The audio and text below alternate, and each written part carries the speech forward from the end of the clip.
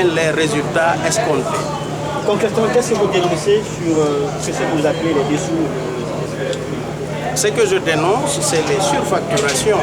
Ce que je dénonce, c'est aussi la non prise en compte de la priorité des jeunes de Mamou par rapport à son palais des sports, mais aussi par rapport à la non-réalisation des autres infrastructures dans les préfectures de Pita et d'Alaba. Quelle sera la suite? Dans le cas où vous ne serez pas entendus? Dans le cas où nous ne serions pas entendus, nous vous livrerons aussi par voie de presse ce dont nous entendrons faire, comme on appelle, au moment venu. Alors, en fait, on parle de surfacturation. On peut connaître quelques chiffres par rapport à ça? Bien sûr, vous pouvez connaître dans les quelques chiffres. Il y a par exemple, mais le gouvernorat de la ville de Mamou, par exemple, qui a été surfacturé à 8 milliards. Nous étions avec des architectes, des entrepreneurs confirmés qui nous ont dit, écoutez, c'est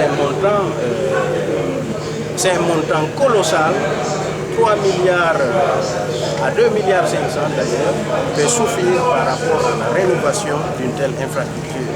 Mais aussi la résidence de Mamou que nous avons visitée également. On a assisté à des activités qu'on ne peut dire mieux parce que c'est des véritables opérations chirurgicales des murs qui s'opéraient là. On a vu des fissures, ils découpent les fissures, ils colmatent du ciment et ils pensent remettre, comme on appelle, des couches de peinture. Donc c'est de l'à peu près. Donc c'est ce que nous dénonçons avec la dernière énergie par rapport à de telles pratiques, par rapport à de telles infrastructures conçues depuis le temps colonial. Donc là aussi on parle des montants à l'ordre de 7 milliards 200, quelque chose comme ça. Donc voilà des montants faramineux qui sont cités dans ces festivités qui révoltent à plus d'un Guinéen. En fait, on parlait de Mamadi Kalo, on parlait d'une mafia. Qui sont les autres membres de cette mafia? Qui sont les autres membres de cette mafia? Nous n'en connaissons pas mieux, mais nous, on s'est intéressé pratiquement à l'iceberg, parce qu'il faut le dire la vérité, c'est lui qui pilote et c'est lui qui chapeaute.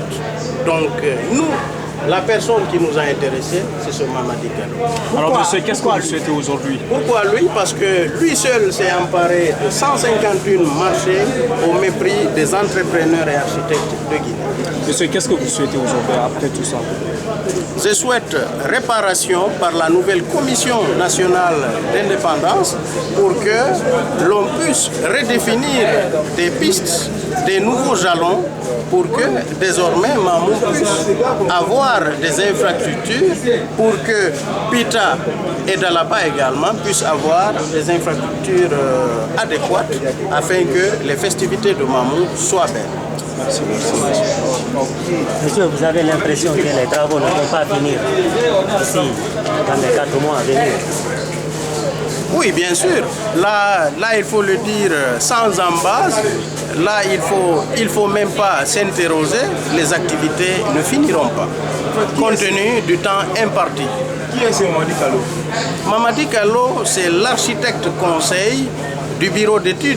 C'est lui actuellement qui est en train de piloter la quasi-totalité des marchés gré à gré à Mamou, et c'est lui qui s'est emparé de la quasi-totalité des marchés des festivités tournantes de l'indépendance en Guinée.